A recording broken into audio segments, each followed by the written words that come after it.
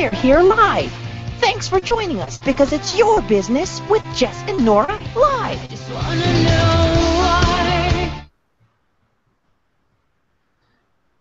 Okay, I tell you what, every time I see that, I am in love with it all over again. We'll tell you about Par another time. That was Par. You heard his voice right here, and it is the It's Your Business show with myself, Jess. And me, Nora. It's so good to have you with us this morning. This is the live and uncut version of It's Your Business, where we wanted to just spend a few minutes to talk about the show that we watched yesterday. All 4 speakers of the first day of the summit. Amazing. Awesome. Incredible. All our words start with vowels. At least we're not rhyming yet. That's a good. Yeah, no, exactly, not that. And so we wanted to take a few minutes and say, wow, it was so cool. Everybody that attended yesterday, they were flooding our inbox and our messages and on Facebook and Google Plus with private notes about how awesome and the takeaways that they had. So you know what we did? We put together some highlights for you so that you could see them too. And no, there's still time to watch the replays. Nora, before we get started, what were some of the takeaways for you? There seemed to be a few themes that spread through the entire day. There were. Self-love and putting yourself first. I love that each speaker touched upon that. Knowing who you are and going from there. Multitasking and why it's not the best thing for you was another one. And people first and results second.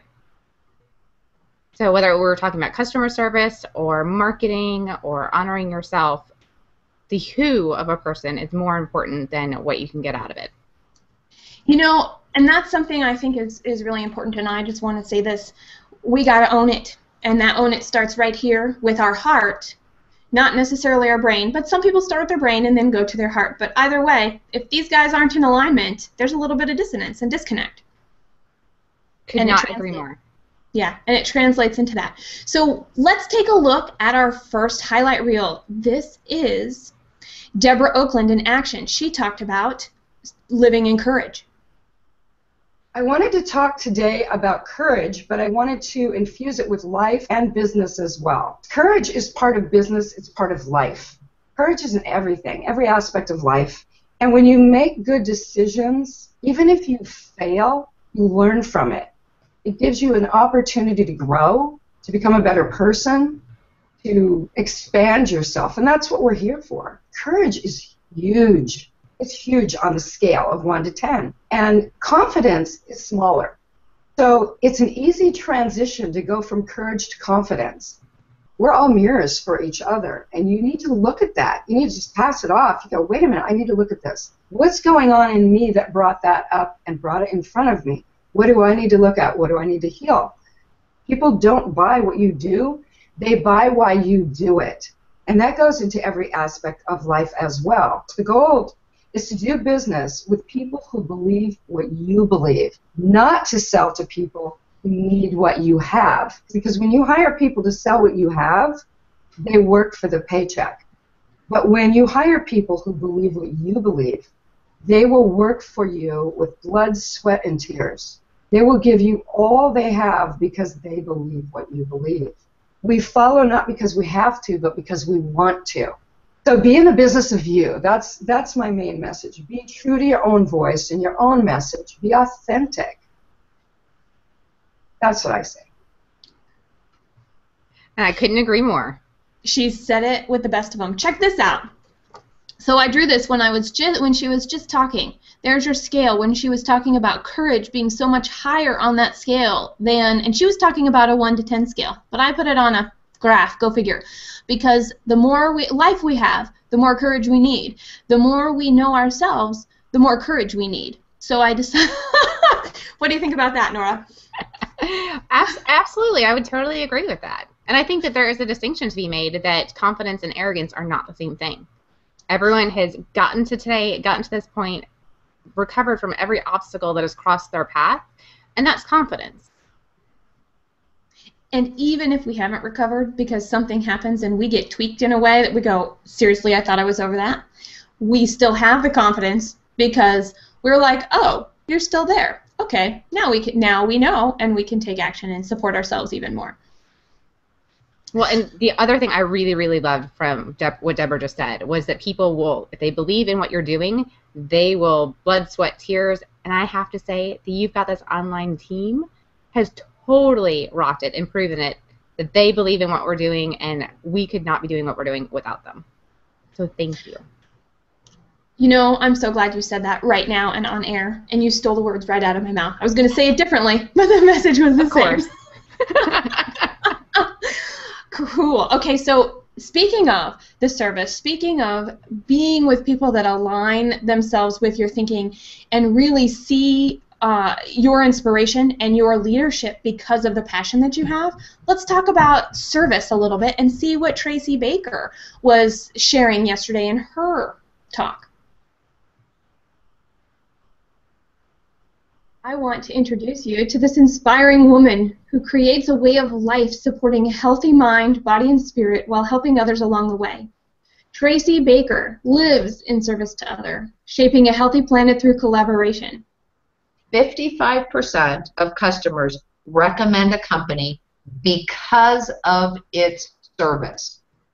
55% take service in account. Everybody is selling a widget. Everybody is a coach. Everybody can help you do this, that, or the other. Everybody is a carpet cleaner. You can go anywhere all the time.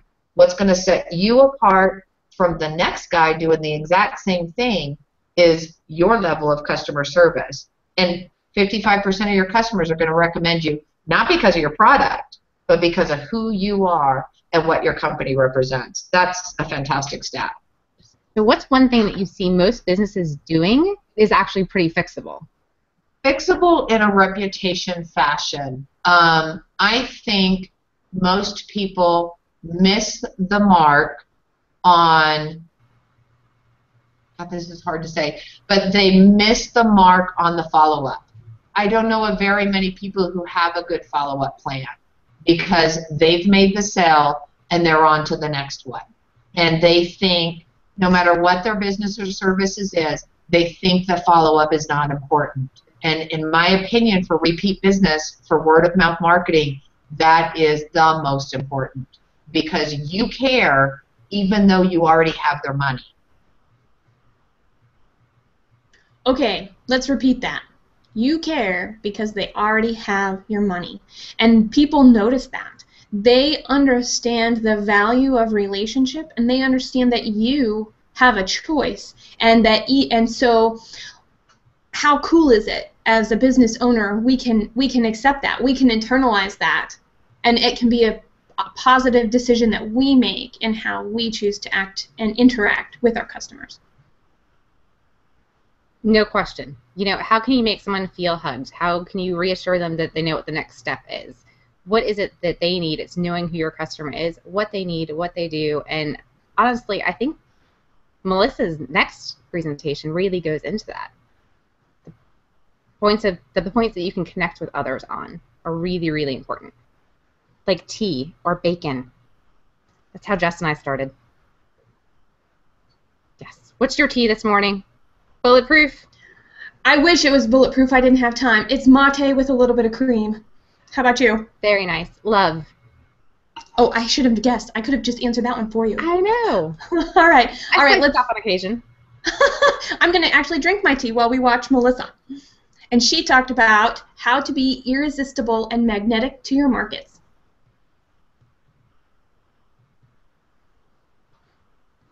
What's the biggest mistake you see business owners and professionals making today? Not identifying an ideal client, literally just saying, but I can do this for everyone. And I did that. I absolutely did that in my first business, and it almost burned me out completely. One Sunday, I was like, I'm going crazy. I can't keep this pace up. And suddenly I had this aha moment that 80% of my income was coming from just like 10 of my clients. I started noticing the money and opportunity I've been leaving on the table with my big clients, picking that up. So let's see, my workload dropped, my income went up, woohoo! And I was working with clients that I really loved instead of the ones that drove me crazy. It's the little clients, the ones that only have little things to do or don't want to work with you on a full and complete basis that will drive you around the bend. The big ones are the ones who are fully committed. They get your value. They want to jump in feet first. They're going to do every homework assignment you give them, and they're going to leap forward. That's exciting stuff. So know who that ideal client is. Love that ideal client. And whenever you're in a networking scenario, you're out and about meeting and greeting people, you're online, you're addressing that ideal client. That's who you want to work with. Makes a huge difference. And it'll make you smile. That was one thing that I took away from Melissa in her entire presentation, was she had a story, she had the experience, she tied them together, and then she shared them in a way that was like, wow, this is how I did it. It may not work the exact same way for you, but here is a starting point, because here are the key takeaways. Here's what you should be focused on, knowing your milestones are. And if you're not meeting those milestones, maybe everything else in between needs to be shaken up a little bit. Absolutely. And if we're going to, play the tie everything together game, Melissa clearly comes off as someone that is courageous in business and has confidence because she's very, very clear about what she wants. And to lead into the next one, evaluation and knowing yourself and self-truth is really, really important so that you can look at your business and who the 80% is that is providing you with your income, or who the 20% is that's providing you with your income, so that you can eliminate the 80% that are draining you. So here's Mary, and she's going to be talking about win at business without losing your mind.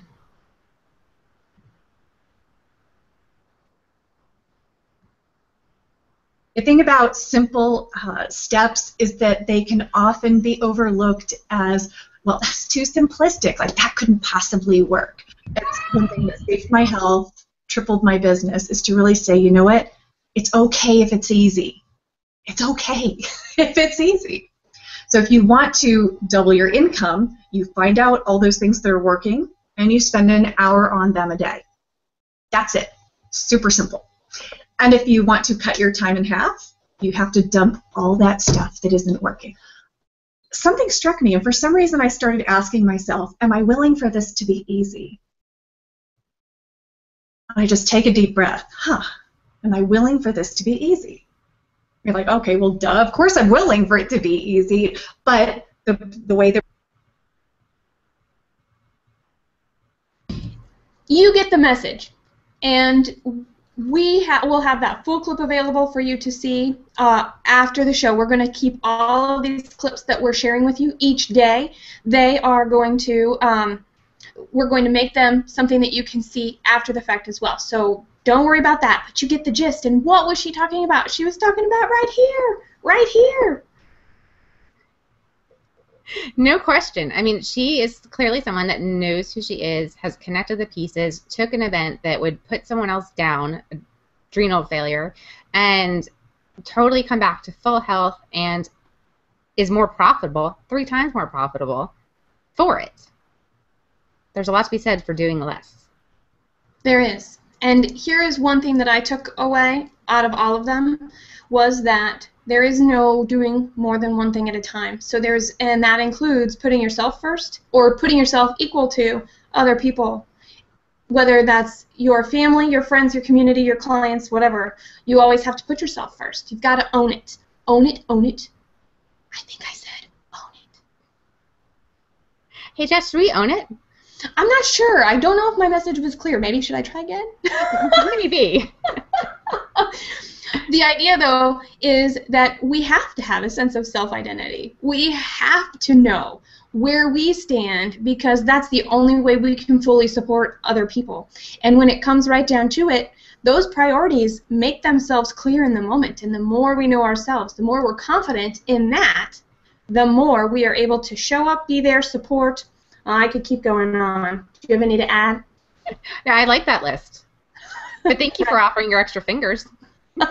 You're welcome. And so how cool is it that each of our speakers talked about something very different? They shared their own stories, yet we had this common theme of the first day of the You've Got This Summit. It makes me think about owning it. Nora. Which is so, another way of saying, you've got this. See, isn't that cool? Totally cool. It all comes down to decisions, though.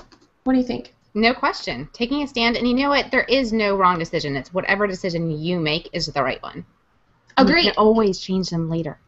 Isn't that the best part? Because we're not going to have all of the information as we take each step. Every action we take, every list we make, every idea we have, whichever part of that in my big circle that you hear me talk about, whichever part of that is your strength, that's only part of it.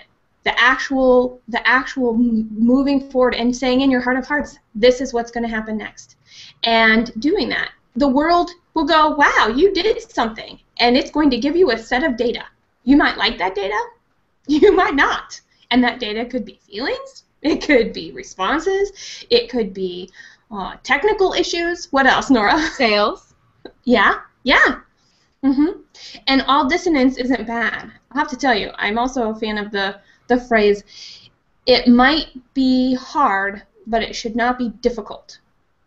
And in that distinction, I really believe that what we do and who we become and the actions that we take and the experiences we have, they're not supposed to be easy. We're supposed to have a range of experience and feelings so that we can meet others where they're at, so that we can fully support them when we choose to. There's The something idea that I was just going to say there's something very powerful about contrast, because unless you're kind of miserable, how are you going to know when you're really happy? Unless you have dated someone you really didn't like, how are you going to know when you found the right person? Beautiful. And if it's difficult, though, like every conversation you have, it's like, or fingers on a chalkboard or whatever that thing is for you, that's a sign that a shift is needed. So a new decision is necessary. A new stand needs to be taken so that the world can give you a new set of data. Well, so what do we have up for today, Jess?